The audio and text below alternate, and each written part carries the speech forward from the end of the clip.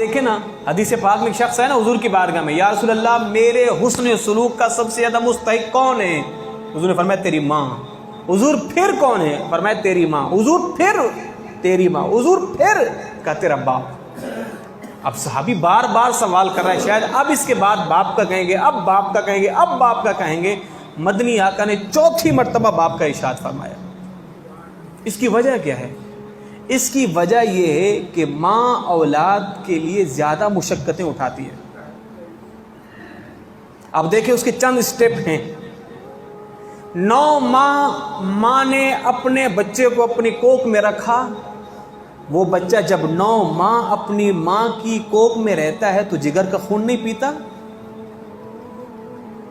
ماں جو کچھ کھاتی ہے، جو کچھ پیتی ہے، وہ فوراً غذا بن کے بچے کے پیٹ میں جا رہی ہے، جو بچہ بھی پیٹ کے اندر ہے۔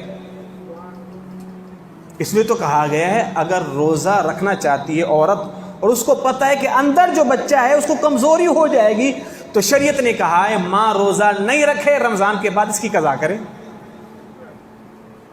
ماں روزہ نہیں رکھ رہی، کس کے لیے؟ آپ کے لیے نہیں رکھ رہی۔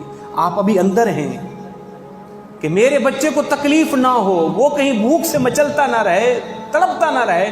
ماں نے روزہ ہی نہیں رکھا، شریعت نے اس کو چھٹی دے دی، نہیں رکھو۔ اب ماں جو کچھ بھی کھاتی ہے آپ کے پیٹ میں آ رہا ہے۔ 9 ماہ آپ ماں کے پیٹ میں رہے، ماں کے جگر کے خون کو آپ پیتے رہے، پیتے رہے، پیتے رہے۔ بات یہاں ختم نہیں ہوئی۔ ابھی جب بچہ ماں کے پیٹ سے نکل کے آیا تو 2.5 سال 30 ماہ ماں کی چھاتی سے لگ کے ماں کے جگر کے خون کو پھر پی رہے۔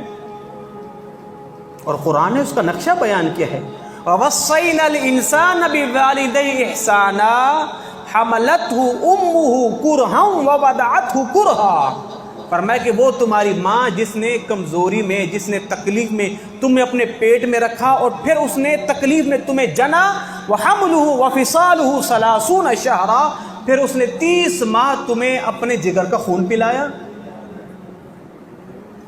30 ماہ 2.5 سال۔ اب وہ بچہ ماں کی چھاتی سے لگا ہوا ہے، خون پی رہا ہے، ماں کا دودھ پی رہا ہے۔ ماں جو کچھ کھاتی ہے ماں کا دودھ بنتا ہے، بچہ دودھ پی رہا ہے، دودھ پی رہا ہے۔ بات یہاں ختم نہیں ہوئی۔ 2.5 سال کے بعد جب بچہ چلنے کے قابل ہوا نا، 2.5 سے 4 سال 5 سال، اب بچہ حرکتیں کرتا ہے، شرارتیں کرتا ہے، نقصان کرتا ہے۔ شام کو جب باپ پلٹ کے آتا ہے بچے کو کچھ نہیں کہتا، جو ڈانٹتا ہے ماں کو ڈانٹتا ہے، گالم گلوچ ماں کو کرتا ہے بچے کی کہ تو نے یہ کیا نقصان کر، بچے کا تو نے خیال نہیں کیا۔ اب بچہ 6 سال سے تھوڑا سا اور آگے بڑھا، 10 سال 11 سال کی عمر میں، اب بچہ کیا کرتا ہے؟ اب بچہ گلیوں میں نکل جاتا ہے، کھیلتا ہے، کودتا ہے، کبھی کس کو مارتا ہے، کبھی کس کو مارتا ہے، کبھی نقصان کرتا ہے۔ جب کر کے آتا ہے تو پھر علاقے کی خواتین آ کے اس کی ماں کو گالیاں دیتے ہیں، اس کو برا بھلا کہتے ہیں۔ اس کی ماں نے تو یہ تربیت نہیں کی تھی، مگر کیا ہے ابھی بھی اس ماں کے لیے اذیتوں کا سلسلہ چل رہا ہے، ابھی بھی چل رہا ہے۔ 10 سال 11 سال کی عمر تک بچہ حرکتیں کر کے آتا ہے، گالم گلوچ ماں کو پڑ رہی ہے، بڑا نقصان کر دیا تو باپ بھی آ کے ماں کو مارے گا، تو نے بچے کو سنبھالا نہیں۔ اچھا اب 12 سال سے 15 سال کی عمر میں یا اس سے زیادہ 20 سال کی عمر میں لے لیں، اب بچے نے اسکول جانا ہے، پڑھنا ہے، اس کو پیسے چاہیے، بچے کو باپ سے مانگتے ہیں، تھوڑی سی شرم آتی ہے، ڈر لگتا ہے۔ اب ماں جا کے کھڑی ہو جاتی ہے، کہتی ہے بچے کو پیسے دے دو۔ باپ پیسے تو دیتا ہے مگر ساتھ میں سنواتا باتیں ماں کو ہے، تو نے بچے کو بگاڑ دیا، تو نے بچے کو یہ کر دیا ہے۔ کہتی ہے کوئی بات نہیں ہے، بچہ ہے، بچہ ہے، بچہ ہے۔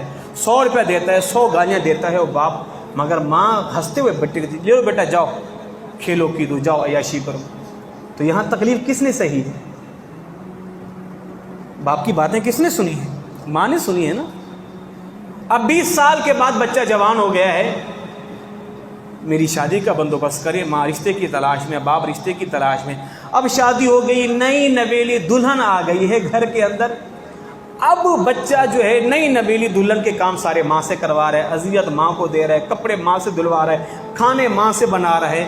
اس بیچاری کو ابھی تک سکون بھی نہیں ملا، ابھی تک سکون بھی نہیں ملا۔ اچھا اب بچی کی جو ہے وہ جو نئی نوی دلہن آئی ہے اس کی ڈیلیوری کا ٹائم ہو گیا ہے، اب ماں پھر دعائیں کر رہی ہے کہ مالک نارمل ڈیلیوری ہو جائے۔ اچھا بچے کی پیدائش ہو گئی ہے، اب وہی ماں اس بہو کے جو ہے پخانہ پیشاب صاف کر رہی ہے، اس کو اٹھا کے چلوا رہی ہے، اس کے کام کاج کر رہی ہے. اس بیچاری کی جب سے شادی ہوئی ہے بڑھاپے تک تا دم حیات اس ماں کی زندگی مشقتوں میں گزری ہے.